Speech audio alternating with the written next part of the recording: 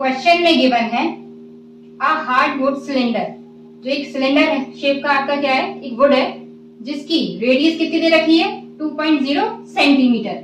Radius यानी कि ये वाली, ठीक, ये कितना दे रखा है आपको 2.0 सेंटीमीटर और एंड लेंथ 75 सेंटीमीटर। और ये क्या दे रखा है आपको, लेंथ दे रखी है यहाँ तक की 75 सेंटीमीटर और आपको वेट दे रखा है यानी कि मास गिवन है 800 ग्राम और कैलकुलेट करनी है डेंसिटी वुड की, ठीक है, किसमें, इन किलोग्राम पर मीटर क्यूब में। अब देखिए डेंसिटी इक्वल टू क्या होता है, मास अपॉन वॉल्यूम। तो पहले मास तो हमें गिवन है पर वॉल्यूम हमें निकालना पड़ेगा। वॉल्यूम कैसे निकालेंगे, क्योंकि ये जो आपकी वुड है वो सिलेंडर शेप की है, तो जो सिलेंडर के शेप का जो वॉल्यूम होता है वही क्या होगा, हार्ड वुड का वॉल्यूम होगा, ठीक है। तो वॉल्यूम क्या हो जाएगा, pi R square H, H एल ले लो क्योंकि हमने एल से डिनोट किया उसको। पाई की वैल्यू 22/7, आर की वैल्यू कितनी है, मतलब रेडियस, रेडियस कितनी दे रखी है 2.0 सेंटीमीटर, यानी 2.0 सेंटीमीटर उसका स्क्वायर 2 है। लेंथ कितनी दे रखी है 75 सेंटीमीटर, तो ये कितना हो गया 70, 2 2 जा 4 और 4 इंटू 75 300, 300 इंटू 22 तो 0 0 और 300 यानी 2 2 जा 6, 3 2 जा 6 और 3 2 जा 6 अपॉन में 7 और ये सेंटीमीटर क्यूब। ये आपका क्या आ गया वॉल्यूम। अब हमें क्या निकालना है, डेंसिटी। तो density equal to mass upon volume.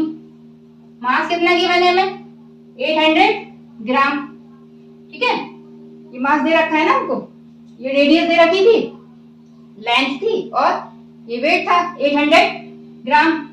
800 ग्राम आपका क्या हो गया, मास हो गया और वॉल्यूम हमने निकाल लिया 6600 सेंटीमीटर क्यूब और यहाँ अपॉन में 7। देखिए ये 0 से ये 2 0 चले गए, 2 से 2 4 जा 8, 2 से इसको काटा तो 2 3 जा 6, 2 3 जा 6 और ये 7 कहाँ चला जाएगा ऊपर। तो डेंसिटी इक्वल टू कितना आ गया 4 इंटू 7 अपॉन में 33 ग्राम पर सेंटीमीटर क्यूब। 7 4 जा 28। अब हमें आंसर चाहिए है किलोग्राम पर मीटर क्यूब में। ग्राम पर सेंटीमीटर क्यूब को जब हम किलोग्राम पर मीटर क्यूब में कन्वर्ट करते हैं तो क्या करते हैं 1000 का मल्टीप्लाई,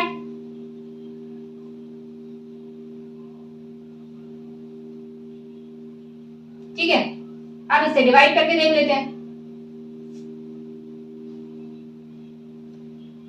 33 से 2800 और 0, देखिए ये जाएगा लगभग 8 टाइम, 8 3 जा 24, 8 जा 24 26, ये बचा आपका 6 और ये 1 0, ठीक।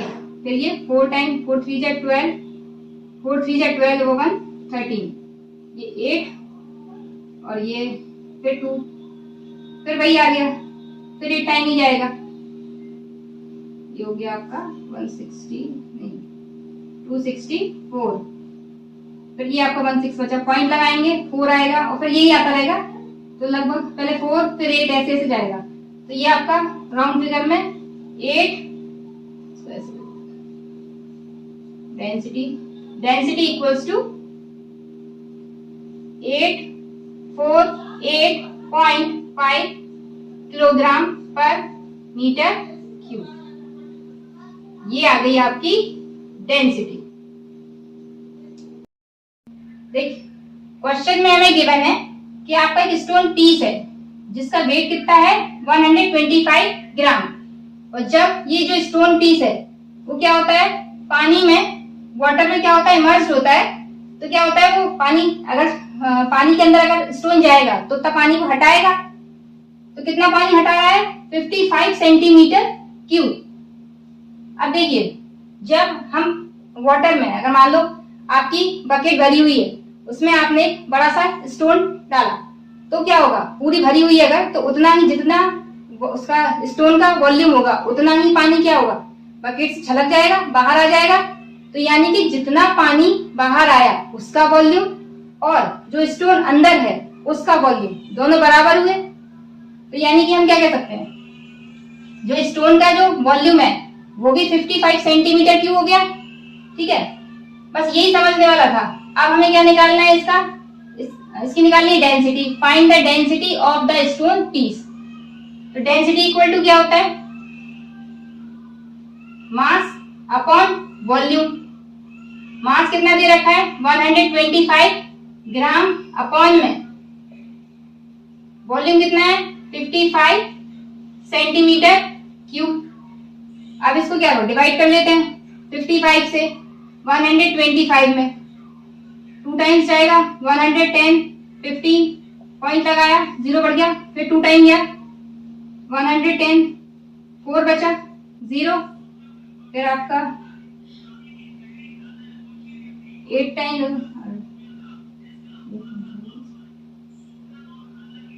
7 टाइम, 7 5 जा 35 और 35 और 3 38।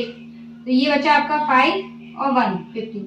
फिर आ गया आपका वही, फिर पॉइंट में वही आता रहेगा। तो लगभग लगभग कितना आ गया आपका 2.27 ग्राम पर सेंटीमीटर क्यूब। ये आ गई स्टोन की डेंसिटी। ठीक,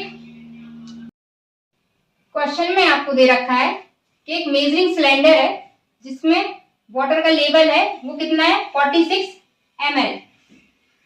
देखिए एक आपका क्या है सिलेंडर है, ठीक, इसमें वाटर फिल है कहां तक 46 ml तक, यानी कि आपकी जो 46 ml क्या है इसमें वाटर है।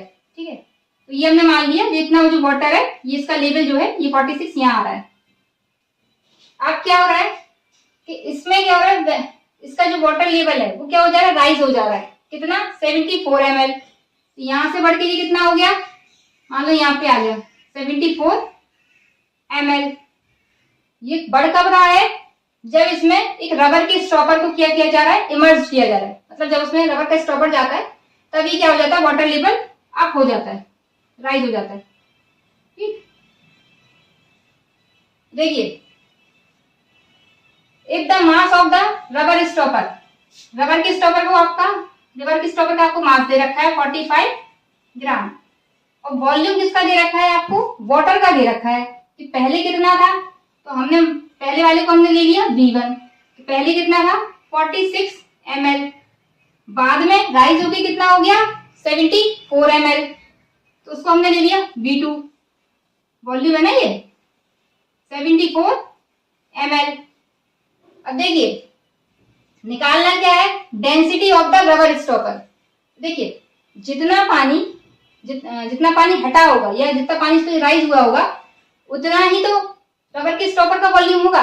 तो रबर के स्टॉपर का वॉल्यूम और ये जो पानी का जो डिफरेंस है, जो राइज हुआ है इतना, वो उसका वॉल्यूम, दोनों क्या होंगे, बराबर होंगे।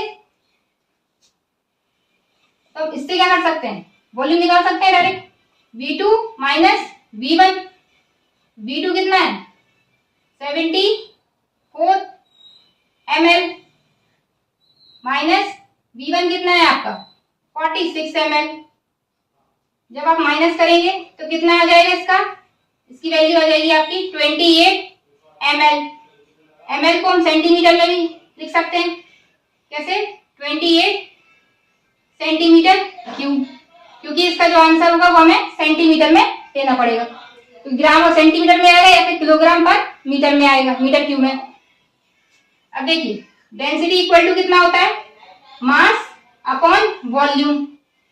मास कितना है 45 ग्राम अपॉन वॉल्यूम कितना है 28 सेंटीमीटर क्यूब। ठीक है, डेंसिटी निकालनी है ना किसकी, रबर के स्टॉपर की। तो देखिए उसका मास हमें गिवन था, वॉल्यूम हमने इससे निकाल लिया, क्योंकि जो जितना पानी राइज हुआ है वही वॉल्यूम तो किसका होगा, वही आपके रबर के स्टॉपर का वॉल्यूम होगा। ठीक है, तो इससे डिवाइड कर देंगे, हमें डेंसिटी आ जाएगी।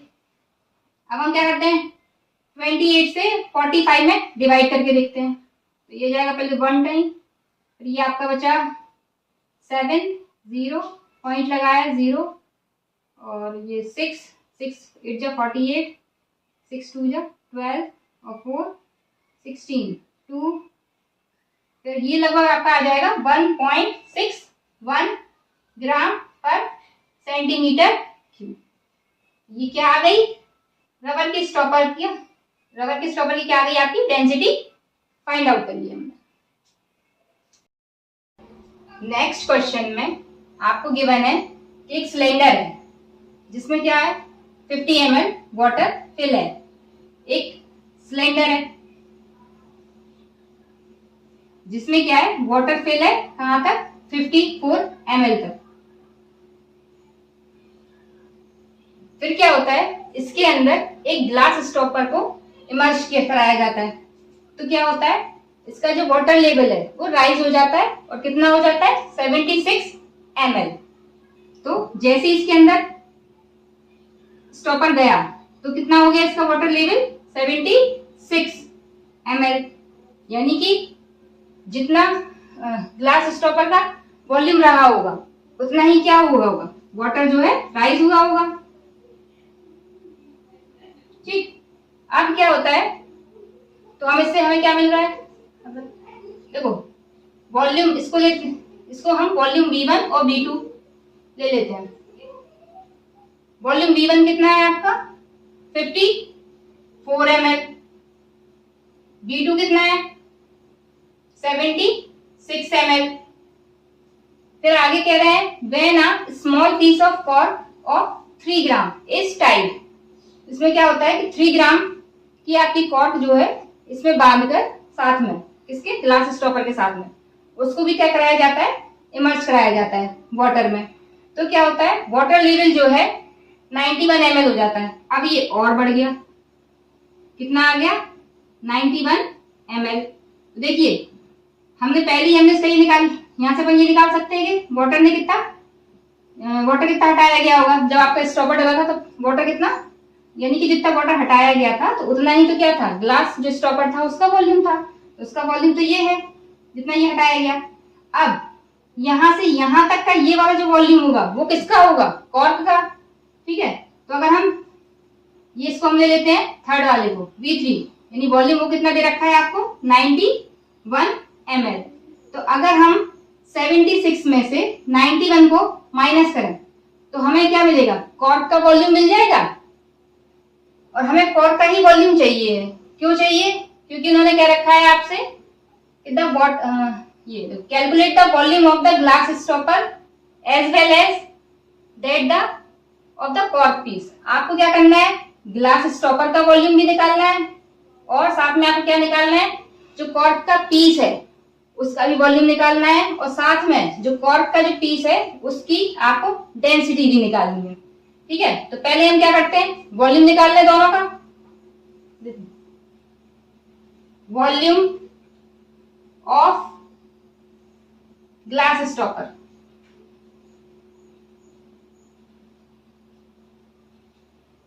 जो ग्लास स्टॉपर है उसका वॉल्यूम कैसे निकालेंगे।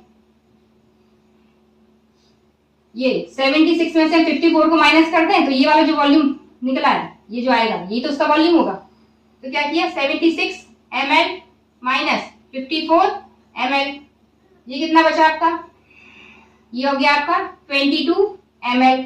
और इसी को आप क्या लिख सकते हो 22 सेंटीमीटर क्यूब। ठीक है, तो ये तो आप क्या इसका आ गया किसका ग्लास स्टॉपर का। फिर आपको निकालना है कॉर्क का वॉल्यूम भी। Second volume of the cork, वो कैसे निकलेगा ये देखिए इसके बाद वाला। अगर हम 76 में से, क्योंकि इसके बाद जब हमने हमने क्या किया था पहले हमने ग्लास स्टॉपर को इसके अंदर इमर्ज कराया था, उसके बाद फिर क्या हुआ तो पहले इतना वॉल्यूम तो इसकी बड़े ग्लास स्टॉपर की वजह से बढ़ा था आपका। ठीक है, और ये वाला जो है ये उसके बाद जो बड़ा है राइज हुआ वाटर, ये किसका वॉल्यूम कहलाएगा, ये आपके कॉर्क का वॉल्यूम होगा। तो हम क्या करेंगे 76 ml में से माइनस कर दें 91, 91 ml में से क्या माइनस कर देंगे, 76 ml। ये कितना आ रहा है, 15 ml या फिर 15 centimetre cube.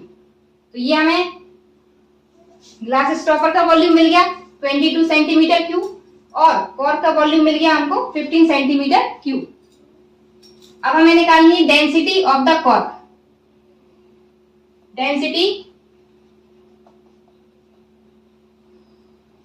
Of the cork वो क्या होगा, मास अपॉन वॉल्यूम। मास किसमें, इसमें आपको कॉर्क का मास दे रखा है 3 ग्राम और कॉर्क का वॉल्यूम हमने निकाल लिया 15 सेंटीमीटर क्यूब।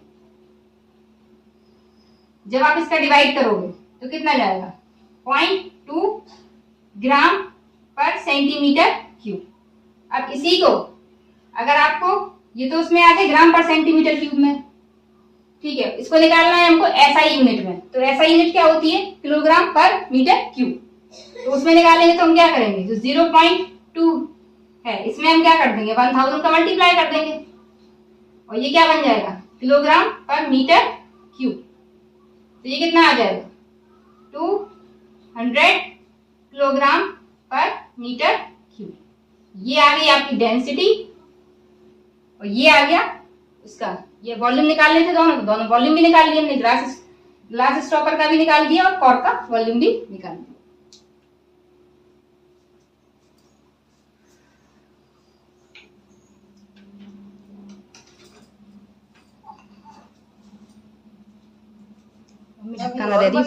हाँ अभी और बनना है तो मजा आ रहा फिर चली जाओ, कहिए तो करना है, नहीं आ रही, एक आध क्वेश्चन